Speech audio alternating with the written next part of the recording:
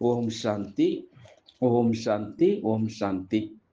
நாம் தொடர்ச்சியாக பாக்கிய விதாதாவிலிருந்து ஒவ்வொரு மகான் ஆத்மாவை பற்றி பார்த்து கொண்டு வருகின்றோம். குறிப்பாக ஆதிரத்தினங்கள், ராஜயோகிகள், ராஜயோகினிகளை பற்றி இந்த பாக்கிய விதாதா மூலமாக நாம் பார்த்து கொண்டு வருகின்றோம். அந்த வகையில இன்றைக்கு நாம் பார்க்கக்கூடியவர் தாதி இருதய புஷ்பா அவர்கள். அவர்களை பற்றி இன்றைக்கு நாம் பார்க்கலாம். அவர் எங்க பிறந்தாரு, அவங்களுக்கு எத்தனை அக்கா தங்கைகள், அவர் அப்பா பற்றி, அவர் எப்படி இந்த ஞானத்துக்கு வந்தார் அப்படின்று முழுமையாக பார்க்கலாம். அதே போல அம்மாவுடைய ஏற்பட்ட அனுபவத்தையும் பார்க்கலாம். ரத்தன் சந்த் ஜமாத் மால் சுரத் நாய், அவங்களுடைய அப்பா பேர் வந்து என்ன, ரத்தன் சந்த் ஜமாத் மால் சுரத் நாய். இவர் வந்து எங்க வாழ்ந்தார் அப்படின்றால் சிந்து, நம்ம ஏற்கனவே கேள்விப்பட்டிருப்போம், சிந்து ஹைதராபாத், இப்போ வந்து அது பாகிஸ்தானா மாறிவிட்டது. அவங்க குடும்பமே வந்து ஒரு பக்தியினுடைய குடும்பமாக இருந்தது.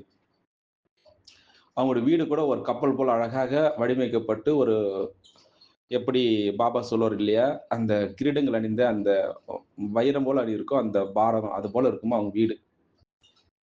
அவங்களுடைய மரப்பலகையில செய்யப்பட்டிருக்கும் அந்த வீடு, அழகாக வடிவமைக்கப்பட்டிருக்கும். அந்த பர்னிச்சர் எல்லாமே வந்து குதிரை வண்டிகள் எல்லாமே அவ்வளோ அழகா இருக்குமாங்க அந்த வீடு. அந்த ராயல் தன்மை கொண்டு இருக்கும். இவருடைய ஒய்ஃப் வந்து சித்தா மாதா, சீதா மாதா, அவங்களுடைய ஒய்ஃப் வந்து சித்தா மாதா. யாரோட, ரச்சன் தந்து அவருடைய ஒய்ஃப். இவங்களுக்கு வந்து 9 குழந்தைகள் இருந்தாங்க. உண்மையில இவங்க எல்லாருமே சரி, ஒரு அந்த சொர்க்கத்திலிருந்து பிறந்த குழந்தைகள் அப்படின்னு வர்ணிக்கின்றார்கள். இந்த 9 குழந்தைகள்லாம். முதலாவது நம்ம ஏற்கனவே சொல்லியிருக்கிறோம் இல்லையா அவங்க பத்தி, லட்சாமி, அவங்க முதல் குழந்தை பேர் வந்து. 2வது வந்து பாம், அதாவது பார்வதி அப்படின்னு அழைக்கப்பட்டிருக்கின்றார்கள். 3வது வந்து லட்சாமி, சோட்டி லட்சாமின்னு பேர் வச்சிருக்காங்க. 4வது கிக்கி. 5வது வந்து டிக்கன், இப்போ வந்து நம்ம இன்றைக்கு பார்க்க போறோம் இல்லையா, இருதய புஷ்பா அவர்கள். 6வது வந்து தீர்த்தா. 7வது தான் மொத்தில், நம்ம ஏற்கனவே பார்த்தோம் இல்லையா, சந்திரமணி தாதி, அதாவது பஞ்சாப்ல வந்து சேவை நிறைய செஞ்சிருக்காங்க வந்து. அப்புறமா வந்து 8வது தான் வந்து பரசு. 8வது குழந்தை பேர் வந்து பரசு. 9வது வந்து பரி, அதாவது பார்வதி பேர் வந்து. இவங்க வந்து இதுல வந்து லட்சாமி, டிக்கனும், அந்த சந்திரமணி தாதி, கடைசியில் இருக்கக்கூடிய 9வது பாரி, அவங்க எல்லாம் வந்து இந்த யஜ்ஞத்திற்கு வந்து அர்ப்பணம் செஞ்சிருக்கின்றார்கள் இவர்கள் எல்லோருமே. இவனோட நேரம் இருக்கும் பொழுது தாதி இருதய புஷ்பாவுடைய முழுமையான பயோகிராபி நம்ம வந்து பார்க்கலாம். இப்போதைக்கு எப்படி அவர் வந்து இந்த ஞானத்திற்கு வந்தார், எப்படி பிரம்ம பாபா பார்த்தார். அவர் வந்து தாதி இருதய புஷ்பா அவர்கள் வந்து முதல்ல வந்து பாகிஸ்தான்ல இருந்து 1950 ராஜஸ்தான் வந்திருக்காங்க, பாண்டவ பவன். அங்கிருந்து பாபா வந்து பிரம்மா பாபா, நீங்க எல்லா பாரதத்துல எல்லா இடத்துலயும் சேவைக்கு போகணும் அப்படின்ட்டு சொல்லி முதலாக வந்து சவுத் இந்தியாவில் பெங்களூர்ல வந்து முதல்ல 5 ரூபாய் எடுத்துட்டு வந்து இவங்க சேவை செஞ்சிருக்காங்க பெங்களூர்ல. இப்போ வந்து தமிழ்நாடு, கேரளா, பாண்டிச்சேரி, நிறைய ஆந்திர பிரதேசங்கள்லாம் இந்த பிரம்மகுமாரி ஈஸ்வரிய விஸ்வவித்யாலயம் வந்து பரவக்கூடிய காரணம் வந்து இவங்க தான் வந்து. இவங்களுடைய தங்கச்சி தான் வந்து யாருன்னா சந்திரமணி தாதி. அவங்க வந்து பஞ்சாபினுடைய சிங்கம் அப்படி யார் என்றால் சந்திரமணி தாதி. நம்ம ஏற்கனவே பார்த்தோம் அல்லவா. வாருங்கள், இன்றைக்கு நாம் பார்க்கலாம் எப்படி இருதய புஷ்பா அவர்கள் இந்த யஜ்யத்திற்கு வந்தார்கள், எப்படி ஞானம் கிடைத்தது அப்படின்று நாம் முழுமையாக பார்க்கலாம். தாதி இருதய புஷ்பா அவர்கள், அதாவது சிறு வயது முதலே சரி, திருமணம் என்கிற பேச்சுக்கு எனக்கு ஏன் துக்கத்தையே அளித்தது என்பதற்கு எனக்கு புரியவில்லை அப்படின்னு ஆரம்பிக்கின்றார். என்னுடைய மணநாள் அருகாமையில் வர துவங்கியதும், அதாவது திருமண நாள் வர துவங்கியதும், நான் எப்படி தெரியுமா இருந்தேன்? விம்மி, விம்மி அழுதத் துவங்கினேன். அதாவது என்னுடைய வாழ்வை ஆன்மீகத் துறையிலே கழிக்க விரும்பினேன். இப்படியாக போய்க் கொண்டிருக்கக்கூடிய வேளையில, என்னுடைய திருமண நாள் எனக்கு அதாவது அந்த மரண நாளைப் போன்று காட்சி அளித்தது எனக்கு. இருந்தாலும் அந்த திருமண நாளிலிருந்து என்னால் தப்பிக்க இயலவில்லை. ஆனால் அதிர்ஷ்டவசமாக என்னுடைய கணவரும் சரி, ஆன்மீகத் துறையில் மிகுந்த ஈடுபாடு உள்ளவராக இருந்தார். அதாவது அவருடைய பார்வையில காமம் எள்ளளவும் கிடையாது. அதனால நாங்கள் இருவரும் பரிசுத்தமான வாழ்க்கை நடத்தி வந்தோம். பிறகு என்னுடைய கணவர் அவர் நோய்வாய்ப்படும் பொழுது, நான் ஒரு செவிலி தாயைப் போல பராமரித்தேன் அவரை. அது மட்டுமா, ஒரு சிறந்த மருத்துவ வசதியை மீறி என்னுடைய கணவருடைய உடல் மிகவும் சீர்கேடு அடைந்து, மிகவும் அபாயகரமான நிலையை அடைந்து, ஒரு நாள் என்ன ஆச்சு தெரியுமா? அவர் தன்னுடைய சரீரத்தை விட்டு விட்டு போய்விட்டார். அப்பொழுது எனக்கு திருமணம் ஆகி 6 மாதங்களே கழிந்திருந்தது. இதனால என்னுடைய பெற்றோருக்கு மிகுந்த மனவருத்தம் ஏற்பட்டது. இப்படியாக சில மாதங்களுக்கு முன் நான் கவலையற்ற அந்த மணமாகாத சிறுமியாக இருந்த நான், விதவையானது எனக்கு மிகவும் துக்கத்தை அளித்தது. என்னுடைய சகோதரன் சிறு வயதிலே மரணம் அடைந்து அதிர்ச்சியிலிருந்து இன்னும் மீளாத நிலையில் இருந்த என்னுடைய பெற்றோர்கள் இடிந்து போய்விட்டார்கள். அவர்களுடைய வருத்தம் எனக்கு மேலும் மேலும் எனக்கு துக்கத்தை அளித்தது. அது மட்டுமா, எங்களுடைய குடும்பம் சரி மிக பிரபலமானதாக இருந்தது அந்த சிந்தி ஹைதராபாத்ல. அங்கு ஹைதராபாத்தில் இருந்த பலருக்கு எனக்கு ஏற்பட்ட அந்த துரதிர்ஷ்டம் தெரிந்திருந்தது. எல்லோருக்கும் தெரிந்து விட்டது. இப்படியாக ஓம் பாபாவை பற்றி பலர் கூறி நான் கேட்டிருந்ததால், நான் அமைதியை வேண்டி ஒரு நாள் ஓம் மண்டலிக்கு சென்றிருந்தேன். ஓம் பாபான்னா யாரு? பிரம்மா பாபா. அவரை கூர்ந்து நான் கவனித்துக் கொண்டிருந்தேன். அப்பொழுது அவரை சுற்றியிருந்த சூழ்நிலையில் இருந்த அமைதியை நான் உணர்ந்தேன். அது மட்டுமா, மற்றவர்கள் அவரைப் பற்றி சொல்லபோது அனைத்தும் உண்மைதான் அப்படின்ட்டு எனக்கு தோன்றியது. பிறகு எனக்கு திடீரென்று எனக்கு சந்தோஷம் ஏற்பட்டது அவரை பார்த்த உடனே. என்னிடம் அவர் பேசத் துவங்கினார். அப்போ பிரம்ம பாபா அதாவது இருதய புஷ்ப பத்தி கேட்டார். "நீ யார்?" அப்படின்று என்னிடம் கேள்வி கேட்டார். "நீ யார் என்பது உனக்கு தெரியுமா?" அப்படின்று பிரம்ம பாபா என்னிடம் கேள்வி கேட்டார் அப்படின்று முதலாக அந்த ஓம் மண்டலியில் இருந்து கேள்வி கேட்டார். அப்போ தாதி இருதய புஷ்பா பிரம்ம பாபாவுக்கு பதில் அளிக்கின்றார் இப்படி. அதாவது நான் துக்கத்தில் ஆழ்ந்துள்ள ஒரு பெண் அப்படின்று சொன்னார். பிறகு பிரம்ம பாபா திரும்பவும் கேள்வி கேட்டார். என்ன கேள்வி தெரியுமா? உலகம் என்பது ஆனந்தமான உலகமா? அல்லது துக்கமான உலகமா? அப்படின்ட்டு திரும்பவும் என்னிடம் கேட்டார். அப்போ நான் பதிலளித்தேன் திரும்பவும். இந்த உலகம் ஒரு துக்கமான உலகம் அப்படின்று. பிறகு பாபா என்னை உட்கார வைத்தார். பிறகு என் அருகில் அமர செய்து ஒரு மனித உருவத்தை வரைந்து, அந்த மனித இரு கண்களுக்கு மத்தியில, அதாவது புருவங்களுக்கு இடையில ஆத்மாவை புள்ளியிட்டு காட்டினார்.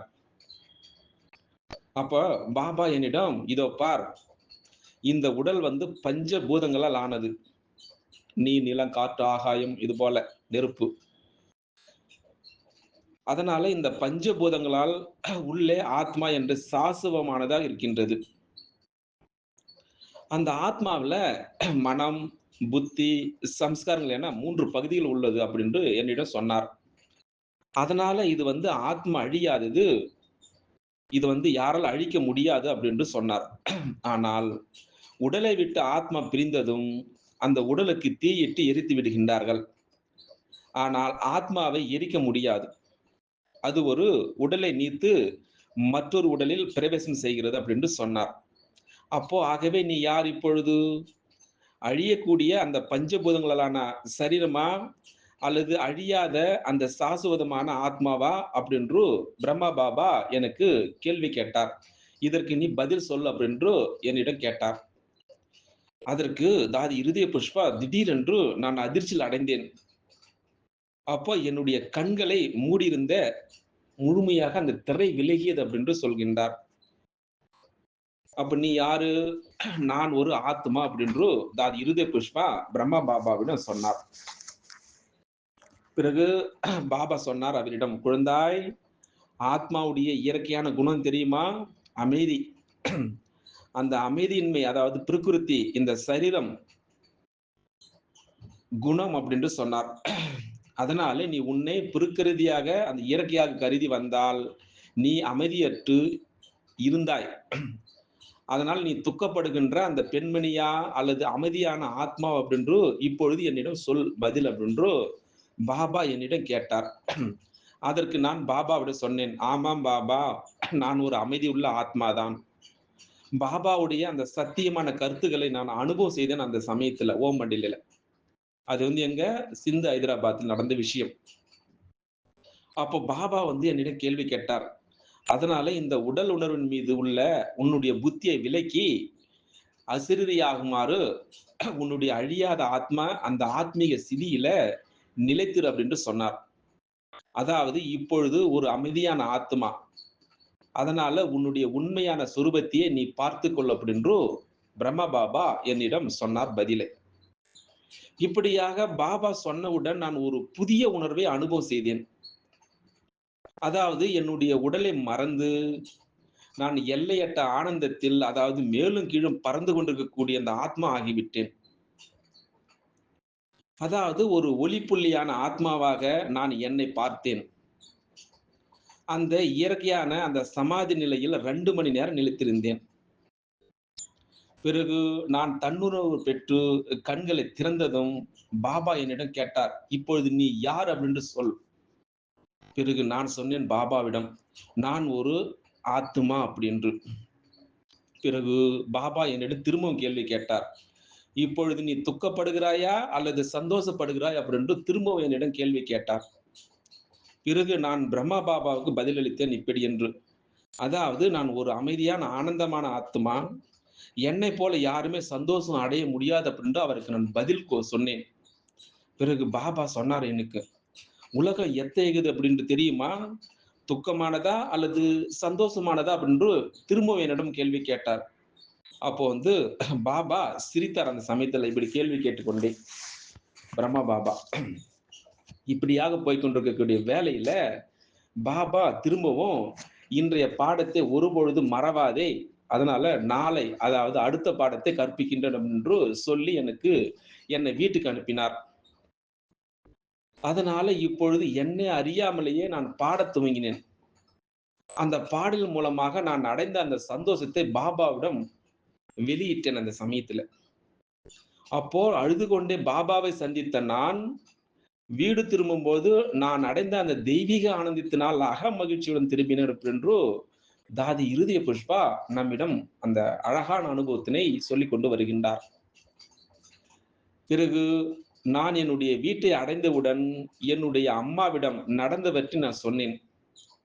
அதாவது என்னுள் நிகழ்ந்த அந்த மாற்றத்தை அவரும் உணர்ந்தார், என்னுடைய அம்மாவும் சரி. அவருடைய வாடிய முகத்தை கண்டு நீங்கள் ஏன் வருந்த வேண்டும் அப்படின்று கேள்வி. அதனால ஆத்மா அழியாது ஒன்று, அதனால நீங்கள் உண்மையில அமைதி மிக்க ஆத்மா தான் அப்படின்று சொன்னேன். இதை கேட்டதும் அவருடைய மன கிளேசம், அதாவது தற்காலிகமாக மறைந்து சிறிது சக்தியை பெற்றார். பிறகு பாபாவுடைய ஞானத்தை தினசரி கேட்டு வந்து தனக்கு எடுத்து கூறுமாறு என்னை பணித்தார் என்னுடைய அம்மா அவர்கள். இப்படியாக போய்கொண்டிருக்கக்கூடிய வேலையில ஒரு நாள் பாபாவிடம் என்னுடைய தாயினுடைய துக்கத்தை நான் சொன்னேன். அதை கேட்டவுடன் எனது வீட்டிற்கு பிரம்ம பாபா உடன் வருகை தந்தார். அப்போ பிரம்மா பாபா என்னுடைய தாயை சந்தித்தார். அவரை பார்த்தவுடன் என்னுடைய தாயார் தன்னுடைய இயற்கையான அந்த ஆன்ம உணர்வை, அதாவது அந்த சக்தியை அனுபவம் செய்தார். அதாவது 4 புஜங்களுடன் கூடிய அந்த விஷ்ணுவுடைய அந்த திவ்ய காட்சியும் உடனே அவருக்கு கிடைத்தது. அது மட்டுமா, அவருடைய முகத்தில் அமைதி தோன்றியது. அது மட்டுமா, அந்த தியானத்தில் நெடுநேரம் அவர் மூழ்கியிருந்தார்.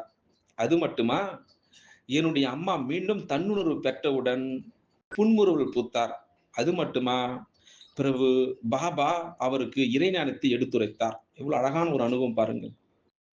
இப்படியாக பலர் அமைதியா அனுபவம் செய்தார்கள் அந்த காலத்தில். அதாவது துக்கம் என்கிற இருளை போக்கி அமைதி மிக்க அந்த உண்மையான நெறியை ஏற்படுத்த பகவான் வந்திருப்பதை அவர்கள் உணர்ந்தார்கள். எவ்வளவு அற்புதமான ஒரு அனுபவம் பாருங்கள். இப்படியாக போய்க்கொண்டிருக்கக்கூடிய வேளையில அந்த காலத்துல சிந்தி சமூகத்தை சேர்ந்தவர்கள் பெண்களுக்கு ஒரு கட்டுப்பாட்டை ஏற்படுத்தியிருந்தார்கள். அது என்ன கட்டுப்பாடு தெரியுமா? அதாவது குடும்பத்தில் ஒரு பெண்ணினுடைய கணவர் இறந்து விட்டால் அந்த பெண் எப்படி தெரியுமா இருக்கணும்? வாழ்நாள் முழுவதும் கருப்பு நிற, அதாவது அழுக்கான ஆடை அணிந்து அந்த நாட்களை துக்கத்திலும் சரி, அந்த அழுகையிலும் கழிக்க வேண்டும் என்ற ஒரு வழக்கம் தான் அது. இது போன்ற ஒரு சூழ்நிலையில் இருதய புஷ்ப தாதியினுடைய தாயாரும் இருந்தார். அது மட்டுமா, அவர் பாபாவை அவரிடமிருந்து அந்த அருள் ஞானத்தை பெற்றதால், இதுநாள் வரை தான் சிக்கியிருந்த அந்த சமூக கட்டுப்பாடு எண்ணக்கூடிய வலையிலிருந்து தன்னை எளிதாக விலக்கிக் கொண்டார். அதாவது மனிதாபமானமற்ற முறையில் இந்த சமூக கொடுமைகளில் சிக்கி இழிவாக கருதப்பட்டு, அது மட்டுமா, அல்லலுறும் இத்தகைய அவல நிலைக்கு காரணமாயிருந்த அந்த கூச்சம், அச்சம் என்ற தடைகளை அவர் முடிவாக வென்றார். என்னுடைய அம்மா அவர்கள். அதாவது அழுக்கு ஆடைகளை அணிவதை தவிர்த்தார்.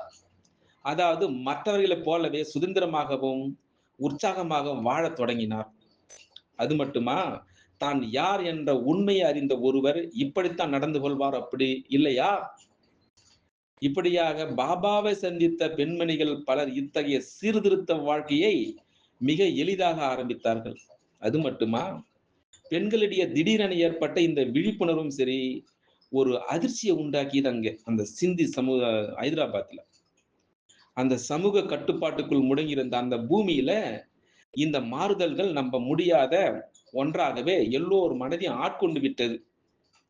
அது மட்டுமா, இன்னொரு புறம் முழுக்க முழுக்க அந்த மேலை நாட்டு நாகரிக ஆடை அணிகள், அந்த உணவு முறைகளை மேற்கொண்டோ இருந்தார்கள் அங்கே சிந்து சமூகத்தில். இந்த குடும்பங்களில் பெரும்பாலும் வேலைக்காரர்களே உணவு தயாரித்தார்கள். மற்றவர்கள் உண்பதிலும் சரி, கழிப்பதிலும் அந்த கேளிக்கைகள் வீணாக நேரத்தை செலவிட்டு வந்தார்கள். இப்படியாக இந்த சூழ்நிலையில் இன்னும் அநேகர் பாபாவுடன் தொடர்பு ஏற்படுத்திக் கொண்டார்கள். காரணம், நடைமுறை அந்த நாகரிக வாழ்க்கை தான். முறைகள் சரியானது அல்ல அப்படின்னு உணர்ந்தார்கள். அது மட்டுமா, கட்டுப்பாடற்ற வாழ்க்கை முறைகள் சுதந்திரமானது அப்படின்னு சொல்ல முடியாது. அதாவது மகிழ்ச்சியும் தராது அப்படின்னு நம்பினார்கள். இப்படியாக படிப்படியாக இவர்கள் தங்களை மாற்றிக்கொண்டே வந்தார்கள். அதாவது பாபா சொல்வது முற்றிலும் உண்மை என உணர்ந்தார்கள். அதாவது பொழுதை முன்பு போல வீணை கழிக்காமல் அந்த வேலைக்காரர்களும் சேர்ந்து எல்லா வேலைகளையும் செய்ய கற்றுக்கொண்டார்கள். பாருங்கள், அந்த காலத்துல அந்த சமூக சீர்திருத்தத்தை எப்படி சீர்திருத்தார் பாருங்கள். அதாவது பெண்களிடையே காணப்பட்ட இந்த மாற்றம் சிந்தி மக்களிடையே பொதுவாக பாபாவுடைய ஓமண்டலுக்கு நன்மதிப்பை பெற்று தந்தது. அதாவது குடும்பத்தில் அவ்வப்பொழுது ஏற்பட்ட அந்த சிக்கல்களும் பாபாவுடைய உதவியின் மூலமாக எளிதாக தீர்க்கப்பட்டு விட்டது. இப்படியாக ஓமண்டிலே மக்களிடையே பிரசித்தமாக விட்டது. அநேகர் தங்களுடைய பெண் குழந்தைகளை பாபாவுடைய சத்சங்கத்திற்கு சென்று வர அனுமதி அளித்தார்கள் அப்படின்றோ இவ்வளவு நேரமாக தாத் இருதய புஷ்பா தன்னுடைய அனுபவத்தினை இந்த பாக்கிய விதாதம் மூலமாக அந்த காலத்தில் எப்படி பிரம்மா பாபா தன்னை ஒரு ஆத்மா அழியாது அப்படின்னு சொல்லி இந்த உடல் அழியக்கூடியது அப்படின்னு அழகான முதல் பாடத்தை எடுத்து அங்க இருக்கக்கூடிய பெண்களுடைய அந்த சமூக சீர்திருத்த நடவடிக்கைகளை சீரமைத்து அந்த நன்மதிப்பை பெற்றார். சிவபாபா அவருடைய உடம்பில் வந்து எவ்வளவு அழகான ஒரு அனுபவத்தினை இந்த பாக்கிய விதாதம் மூலமாக நாம் பார்த்தோம். பார்க்கலாம் நாளைக்கு இன்னொரு அழகான அனுபவத்தை அவர் என்ன சொல்ல போகிறார் அப்படின்று. அச்சா, ஓம் சாந்தி, ஓம் சாந்தி, ஓம் சாந்தி, ஓம் சாந்தி, ஓம் சாந்தி, ஓம் சாந்தி. நாம் தொடர்ச்சியாக பாக்கிய விதாதாவிலிருந்து ஒவ்வொரு மகானாத்மா பற்றி பார்த்து கொண்டு வருகின்றோம். குறிப்பாக ஆதிரத்தினங்கள், ராஜயோகிகள், ராஜயோகினிகளை பற்றி இந்த பாக்கிய விதாதா மூலமாக நாம் பார்த்து கொண்டு வருகின்றோம். அந்த வகையில இன்றைக்கு நாம் பார்க்கக்கூடியவர் தாதி இருதய புஷ்பா அவர்கள். அவர்களை பற்றி இன்றைக்கு நாம் பார்க்கலாம். அவர் எங்க பிறந்தாரு, அவங்களுக்கு எத்தனை அக்கா தங்கைகள், அவர் அப்பா பற்றி, அவர் எப்படி இந்த ஞானத்துக்கு வந்தார் அப்படின்று முழுமையாக பார்க்கலாம். அதே போல அம்மாவுடைய ஏற்பட்ட அனுபவத்தையும் பார்க்கலாம். ரத்தன் சந்த் ஜமாத் மால் சுரத் நாய், அவங்களுடைய அப்பா பேர் வந்து என்ன, ரத்தன் சந்த் ஜமாத் மால் சுரத் நாய். இவர் வந்து எங்க வாழ்ந்தார் அப்படின்றால் சிந்து, நம்ம ஏற்கனவே கேள்விப்பட்டிருப்போம், சிந்து ஹைதராபாத், இப்போ வந்து அது பாகிஸ்தானா மாறிவிட்டது. அவங்க குடும்பமே வந்து ஒரு பக்தியினுடைய குடும்பமாக இருந்தது. அவங்களோட வீடு கூட ஒரு கப்பல் போல அழகாக வடிவமைக்கப்பட்டு, ஒரு எப்படி பாபா சொல்லுவார் இல்லையா, அந்த கிரீடங்கள் அணிந்த அந்த வைரம் போல அணி இருக்கும், அந்த பாரம் அது போல இருக்குமா அவங்க வீடு. அவங்களுடைய மரப்பலகையில செய்யப்பட்டிருக்கும் அந்த வீடு, அழகாக வடிவமைக்கப்பட்டிருக்கும். அந்த பர்னிச்சர் எல்லாமே வந்து குதிரை வண்டிகள் எல்லாமே அவ்வளோ அழகா இருக்குமாங்க அந்த வீடு. அந்த ராயல் தன்மை கொண்டு இருக்கோம். இவருடைய ஒய்ஃப் வந்து சித்தா மாதா, சீதா மாதா, அவங்களுடைய ஒய்ஃப் வந்து சித்தா மாதா. யாரோட, ரச்சன் தந்து அவருடைய ஒய்ஃப். இவங்களுக்கு வந்து 9 குழந்தைகள் இருந்தாங்க. உண்மையில இவங்க எல்லாருமே சரி, ஒரு அந்த சொர்க்கத்திலிருந்து பிறந்த குழந்தைகள் அப்படின்ட்டு வர்ணிக்கின்றார்கள். இந்த 9 குழந்தைகள்லாம். முதலாவது நம்ம ஏற்கனவே சொல்லியிருக்கிறோம் இல்லையா அவங்க பத்தி, லட்சாமி, அவங்க முதல் குழந்தை பேர் வந்து. 2வது வந்து பாம், அதாவது பார்வதி அப்படின்ட்டு அழைக்கப்பட்டிருக்கின்றார்கள். 3வது வந்து லட்சாமி, சோட்டி லட்சாமின்னு பேர் வச்சிருக்காங்க. 4வது கிக்கி. 5வது தான் வந்து டிக்கன். இப்போ வந்து நம்ம இன்றைக்கு பார்க்க போறோம் இல்லையா, இருதய புஷ்பா அவர்கள். 6வது வந்து தீர்த்தா. 7வது தான் மொத்தில், நம்ம ஏற்கனவே பார்த்தோம் இல்லையா, சந்திரமணி தாதி, அதாவது பஞ்சாப்ல வந்து சேவை நிறைய செஞ்சிருக்காங்க வந்து. அப்புறமா